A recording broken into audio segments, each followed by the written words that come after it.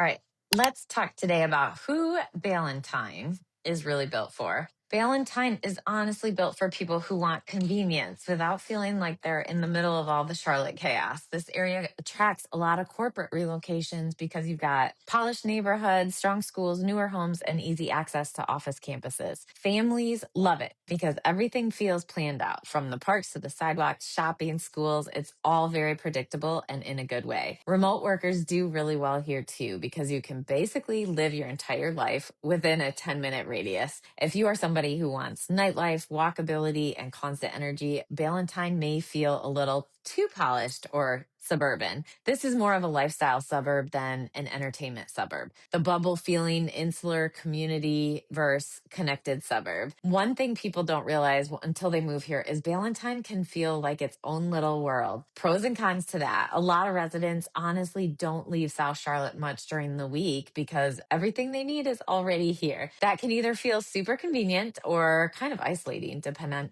on your personality. So some buyers love the clean, organized, master planned, beautiful feel. Others eventually start saying it feels too repetitive or because of the many neighborhoods or shopping centers and roads start blending together. You are connected to Charlotte technically, but emotionally, Ballantyne feels separate from the city. If you thrive on variety and city energy, that bubble can hit you fast. Access to work corridors and how commute shapes daily life here. Your experience in Ballantyne changes dramatically based on where you work. If you work in Ballantyne or South Charlotte, Fort Mill, or even parts of South Carolina, life here is incredibly easy. But if you commute uptown every single day, especially during peak traffic or even further north, you are going to feel it. People moving from out of the state sometimes look at mileage instead of drive time, and that's a huge mistake in Charlotte. Certain roads around Ballantyne can bottleneck quickly during school hours and rush hour. The people who love Ballantyne long term usually have a lifestyle where most of their daily routine stays on that side of town. Commute compatibility is a huge deal here. So, what the retail and dining scene actually looks like day to day is very convenient retail, not necessarily super unique retail. You've got almost every major store, grocery option, fitness studio, and service business you could need.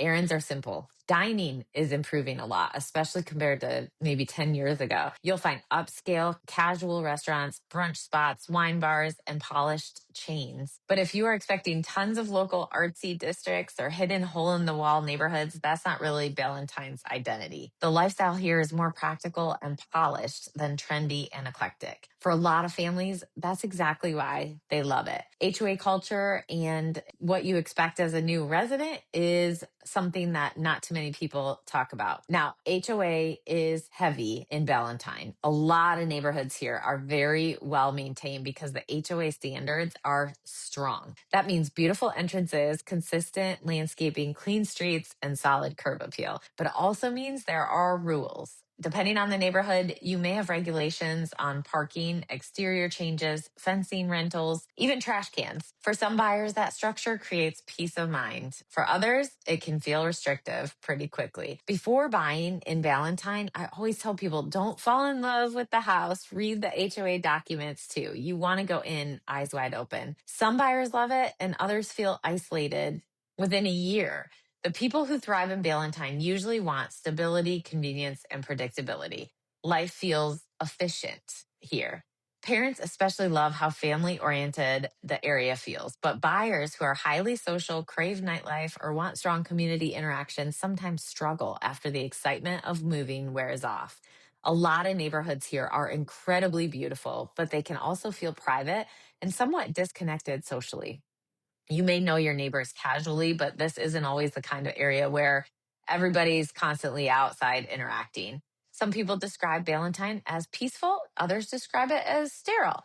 Neither one is wrong. It really comes down to a personality and lifestyle fit. That's why we always say Ballantyne is a fantastic area for the right buyer, but it's not automatically the right fit for everybody, just like all other cities around Charlotte.